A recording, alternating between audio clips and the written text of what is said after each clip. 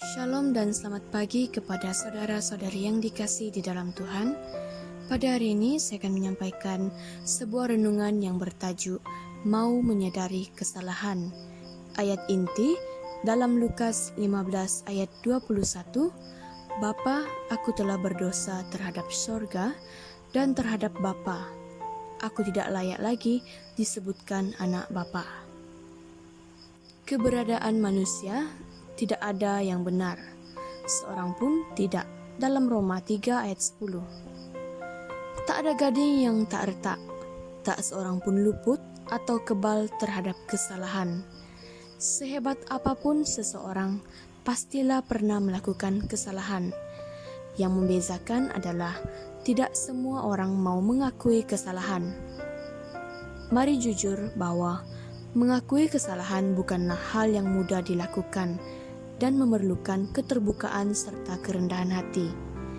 Kerana prestige, takut ditolak atau dianggap rendah, seringkali orang tidak berani mengakui kesalahannya, malah berusaha menutupinya. Yang berjiwa besar pasti mau mengakui kesalahannya walaupun diperlukan suatu keberanian.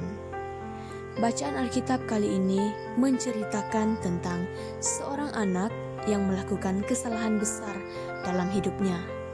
Meminta harta dari ayahnya, lalu menghamburkannya dengan hidup berfoya-foya sampai akhirnya melarat dan terlantar. Bahkan, ia ingin mengisi perutnya dengan ampas yang menjadi makanan babi itu. Tetapi tidak seorang pun yang memberikannya kepadanya. Ayat 16. Kerana menderita, si anak segera menyadari kesalahannya dan merasakan penyelesaiannya. Kesadaran merupakan langkah positif menuju pemulihan. Prinsip ini sangat penting. Kasih Tuhan selalu lebih besar dari segala kesalahan kita. Namun ini bukanlah alasan melakukan dosa, melainkan pengharapan bahwa Tuhan tidak pernah menolak siapapun yang datang kepadanya. Betapapun besar kesalahannya, ia tidak pernah memutuskan hubungan dengan kita. Justru kitalah yang seringkali menolak dan meninggalkannya. Maka segeralah si bungsu bangkit dan pergi kepada bapanya dengan penuh pengharapan. Dalam ayat 20.